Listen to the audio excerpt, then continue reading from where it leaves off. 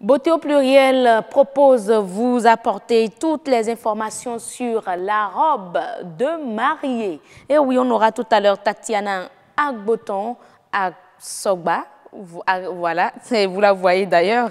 Alors, conseillère mode et beauté, Tatiana, merci d'être là. Bonsoir. On va poursuivre les échanges tout à l'heure après avoir suivi ce reportage, mesdames et messieurs. Avoir une personne disponible capable de planifier et d'organiser un mariage. C'est aujourd'hui possible à Cotonou grâce au service d'un wedding planner. Nous aidons les gens à amener leur mariage à bien. Ils viennent vers nous, en l'occurrence pour les conseils, le choix de la robe. On les aide à choisir la robe selon l'individu. Parce qu'une mariée, par exemple, qui est corpulente comme moi, ne peut pas porter la robe d'une mariée svelte, d'une femme svelte. Donc, le choix de la robe varie selon la morphologie de la cliente. Pour faire face aux difficultés rencontrées dans l'exécution de leurs tâches, une association a récemment vu le jour et compte plus de 20 membres. On demande souvent aux étudiantes d'avoir vraiment la passion. Si vous n'avez pas la passion, vous ne pouvez pas faire ce boulot. Parce que les clients vous traitent comme si vous étiez les boys. Ils oublient au fait. Et il faut avoir la patience. Parce que la cliente peut crier sur toi. Tu n'es pas sa domestique. S'offrir les services d'un wedding planner est idéal pour cette génération de femmes très occupées qui doivent concilier vie professionnelle et vie de famille. J'ai une amie qui a été satisfaite de leurs prestations et je suis venue aussi parce que j'ai un mariage en vue et j'aimerais profiter de la prestation de madame, qu'elle puisse organiser mon mariage en passant par la robe jusqu'à la décoration. Le wedding planner tire son origine de la culture américaine. Aux États-Unis, on estime à 75% les mariages organisés par les wedding planners contre 20% en France. Le Nigeria détient quant à lui le meilleur record en Afrique où le métier est en pleine expansion. Il y a les Béninois qui viennent de l'extérieur pour venir se marier. Eux là, c'est systématique parce que c'est déjà une culture qui est là-bas. Donc c'est systématique. Maintenant, de bouche à oreille, il y a une wedding planner qui a organisé mon mariage. Le wedding planner est certes très indispensable pour la réussite d'un mariage, mais s'offrir ses services n'est pas chose aisée. Son prix varie selon le budget du client et la qualité des prestations dépend de son portefeuille. Ce métier nécessite tout de même un minimum de formation professionnelle, bien sûr, pour garantir aux clients des services de qualité. Quand on commence par parler du wedding planner, les futurs mariés ont comme l'impression qu'en réalité, on vient pour gonfler leur budget, alors qu'en réalité, le wedding planner, c'est cette personne-là qui devrait pouvoir vous aider à trouver le meilleur, mais à un coût intéressant. Voilà, on retrouve donc Tatiana pour échanger sur le sujet. On parle de mariage, tout sur la robe de mariée. Et parlons déjà de la robe de mariée, on en a eu plusieurs à travers le reportage. Et on se demande finalement, qu'est-ce que la robe de mariée? Alors, la robe de mariée, de façon traditionnelle, est une robe qu'on porte tout simplement pour son mariage. Alors, en fonction des coutumes et en fonction des règles dans le pays où on est, les bases peuvent changer. Donc voilà, donc en général, la robe de nos jours, elle est blanche pour le mariage. Voilà. En général, on a quand même eu, à travers les images, des robes roses. Voilà. Il y a même des robes femmes noires qui portent des robes noires. Oui, bien sûr. Alors, en fait, aujourd'hui, déjà avec la mode, aujourd'hui, on peut porter tout type de couleurs pour son mariage. Tant est que si on est ouvert d'esprit et que ceux qui vous entourent sont ouverts d'esprit. Dans l'ancien temps, par exemple, lorsque vous épousez un veuf, vous portez une robe noire. Voilà. Il y a de plus en plus... Lorsque vous épousez un veuf, c'est-à-dire un monsieur qui a déjà été marié et portez une robe noire. qui n'a plus de femme, enfin sa femme est décédée et qui se remarie. Oui. dans l'Antiquité, on portait des robes noires, malgré que ce soit un jour heureux, mais on marque que le monsieur, il avait déjà une femme et que vous êtes en train de faire une reprise ici, on va dire. Alors, on va ainsi dire. Alors aussi, la robe noire peut être un effet de mode, parce qu'on a envie de faire les choses différemment, ou parce que ça a un volet un peu psychologique pour soi. Je donne juste un exemple, une dame qui a eu un passé difficile et qui veut recommencer sa vie. Oui. Peut dire j'enterre mon ancienne vie, donc pour moi ça a une valeur émotionnelle et sentimentale d'avoir une robe noire pour mon mariage. Mais c'est pas une ouverture d'esprit qui est déjà arrivée dans nos pays ici, parce que le noir de façon standard symboliserait le deuil. Sinon la robe peut être de toutes les couleurs à partir du moment où on se l'approprie. On se l'approprie. Mais est-ce que la robe de mariée doit nécessairement avoir une traîne?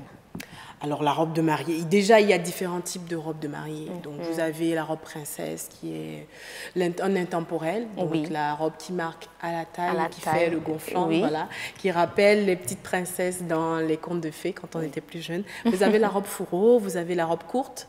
La robe courte est beaucoup plus utilisée pour les mariages civils. Donc, vous allez voir beaucoup plus les robes courtes dans les mariages civils.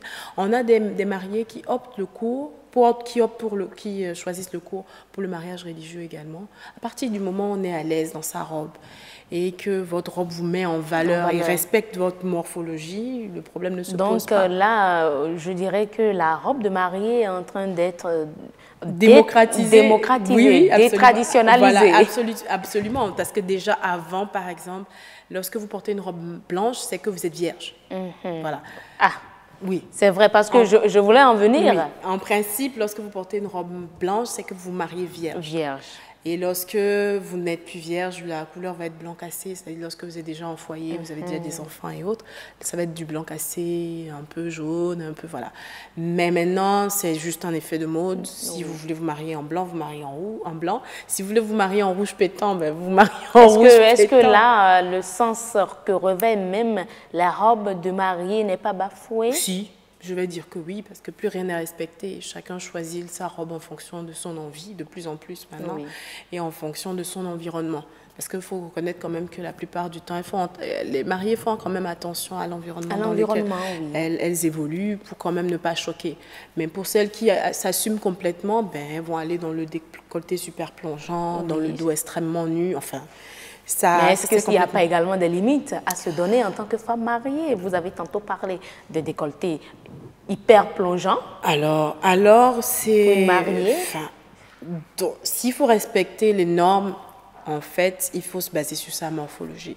Donc, par exemple, quand vous avez une poitrine proéminente et volumineuse, vous ne pouvez pas vous permettre normalement de mettre un décolleté ultra plongeant parce que ça va aller à la limite du vulgaire. Donc voilà. Mais bon, aujourd'hui, quand les gens s'assument, ils y vont, mais ça va pas. Ça choque, ça tendance à choquer. Si l'homme l'accepte, parce qu'il y a des hommes qui aiment que leur femme soit bien vraiment vue, sexy, oui, parce qu'ils ont le plaisir de porter à leur bras une femme sexy. Voilà. Tout à fait. C'est, je dirais carrément toute une industrie aujourd'hui que revêt le marché de la robe de mariée. Oui, c'est toute une industrie. Et puis, faut reconnaître qu'on commence à suivre un peu la mode nigériane. Au Nigeria, on pète l'argent pour le mariage. En fait, on veut prouver à qui aura le plus beau mariage.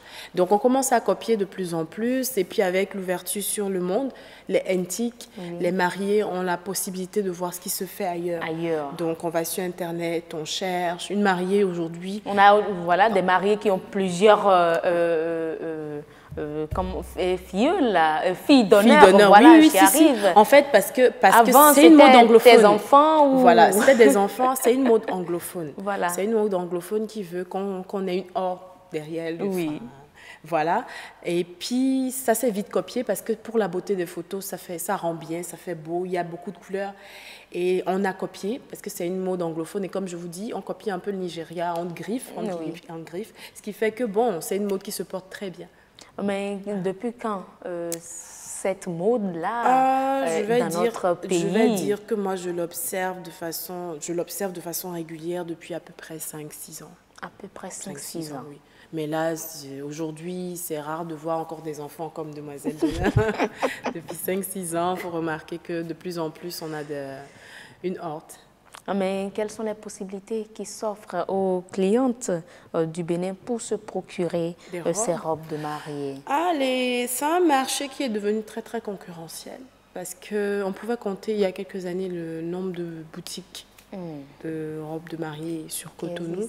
Mais de plus en plus, il faut reconnaître que le marché s'ouvre et que la concurrence, elle est très serrée. Donc, vous avez de plus en plus de boutiques de vente de robes de mariée, mais de plusieurs standings, en fonction des budgets. Voilà. Et mieux, le concurrent le plus serré, c'est la friperie. Ah, on en tenez-vous bien, des robes de mariée. De plus en plus, les mariés préfèrent aller à Misseboko. Hein? Oui. Pour acheter leurs robes, et elles ont la chance de trouver quand même de belles robes. À quel prix? Alors, les prix, d'après les retours que moi j'ai reçus de mes clients, peuvent commencer à partir de 10 000 francs. Bon, ça se comprend. Voilà. Et comme le diraient d'autres, on est dans la rupture. Voilà, à partir de là, 10 000 francs, 25 000, 50 000 en fonction de comment pendant que dans la boutique, vous avez des robes à 500 000, 300 000. Voilà. Donc, de plus en plus, elles n'ont plus de difficulté à aller vers ce marché-là, à se procurer leurs robes qu'elles font nettoyer et qu'elles portent pour très rapidement au pressing. Voilà, et personne, on n'y voit que du feu. N'est-ce pas? Alors là, mais parlant de la tendance. Oui. Aujourd'hui, est-ce qu'il y a des robes de mariée tendance? Oui, je peux dire que de plus en plus, la robe sirène est tendance. La robe sirène avec de la dentelle, le dos creux, voilà, est de plus en plus en vue. Les femmes vont beaucoup plus vers ce type de robe.